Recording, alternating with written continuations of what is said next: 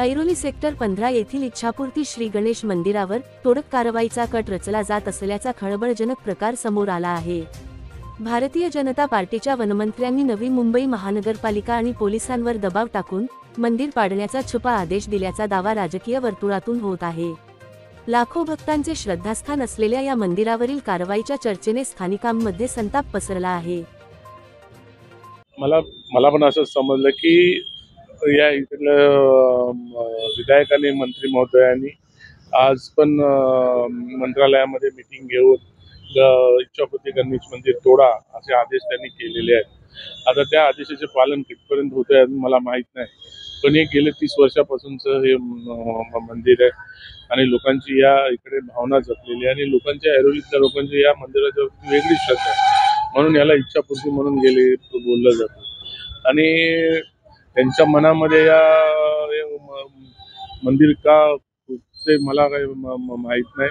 आणि ज्यावेळेस बीजेपीच्या नावावर ज्यावेळेस निवडून येतात आणि बीजेपीच्या जे हिंदू धर्म म्हणून बीजेपीचे हे करतात, पंतप्रधान माननीय पंतप्रधान नरेंद्र मोदी साहेब असतील, देवेंद्र फडणवीस साहेब असतील, आमचे उपमुख्यमंत्री एकनाथ शिंदे साहेब असतील, हे धर्मासाठी आपला जीव का प्राण एक करून ओवाळले जातात आणि इथे हे हा बीजेपीचा मंत्री असून सुद्धा, बीजेपीचा आमदार असून सुद्धा या मंदिरावर त्याची वक्रदृष्टीने मंदिर तोडायचा प्रयत्न चाललेला आहे। 16 तारीख आहे, बघूया 16 तारखेला काय होतं ते। ही इच्छापूर्ती गणपती आहे, इच्छापूर्ती गणपतीला कोणी हात लावला तर काय होते मी सांगायची गरज नाही आणि हीच लढाई तर आता आम्ही आरपारची लढाई लढणार आहोत।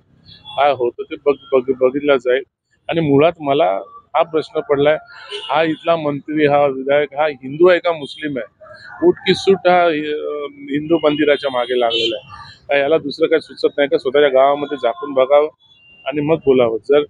जर मग नगरपालिकेने नोटीस देऊन जर हे मंदिर तोडायचा जर प्रयत्न करत असाल तर मग आम्ही आमरण उपोषणाला बसू। मग ज्या बुनकडे गावात ज्यांना कोणाला नोटीस दिलेले आहेत मग त्यांची मंदिरं पण मंदिरं नाही का सर्वच तोडून दाखवा। शेवटी आरपारची लढाई लढण्यासाठी आम्ही सर्वजण तयार आहोत। मंदिर तो नहीं टूटना चाहिए, क्योंकि ये मंदिर टूटेगा तो भक्तों का भाव चले जाएगा और ये रौनक इसी से बना हुआ है। गणपति बप्पा के मंदिर की वजह से ये रौनक बना हुआ है रोड का, तो ये मंदिर टूटना नहीं चाहिए। हे आम्ही सेक्टर 15 मध्ये राहतो, आम्हाला दर्शनासाठी हे चांगलं आहे आणि साफसफाई स्वच्छता वगैरे हे लोक भरपूर येतात आणि लोकांसाठी खूप आनंद आहे मोठा हा। आम्ही काय 2 व्हीलर 4 व्हीलर गाड्या घेतो दर्शनासाठी, तर मंदिर जवळ नाहीये कुठलं, हे एवढंच मोठं मंदिर आहे पटांगणामध्ये, त्याचा आम्हाला सर्वांना खूप आनंद मिळतो। तर हे माझी विनंती आहे की आमच्यासाठी हा देव फार मोठा आहे, फार हवा आम्हाला। जुनं आहे आणि इथे बरेच लोक बरेच वर्षांपासून येतात, तर ह्या मंदिराला तोडणं म्हणजे माणसाच्या मनातलं एक हृदय काढून घेतल्यासारखं होईल। भक्त म्हणून माझी अशी प्रतिक्रिया असेल की गेली कित्येक वर्ष हे मंदिर पहिलं जुनं होतं, आता नवीन उभारण्यात आलंय आणि कित्येक भक्त येऊन आपली ते इच्छा पूर्ण करण्यासाठी देवाला हे करत असतात आणि प्रत्येकाची इच्छा पूर्ण होतात। तर प्रशासनाला आमची विनंती राहील की हे मंदिर न तोडता त्याला काहीतरी त्यातून पर्याय निवडावा, मंदिर तोडण्यात येऊ नये।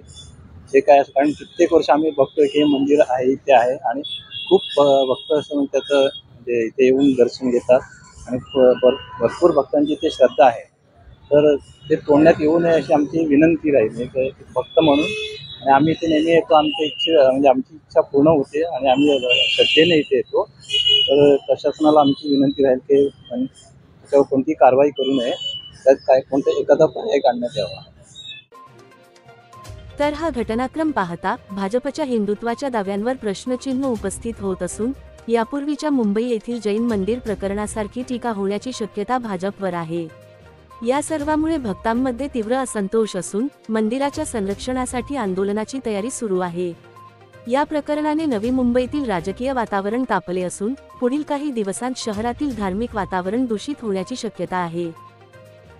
व्हिडिओ जर्नलिस्ट अथर्व सोबत सुदीप गोलप यांचा रिपोर्ट, पालिका प्रशासन, नवी मुंबई।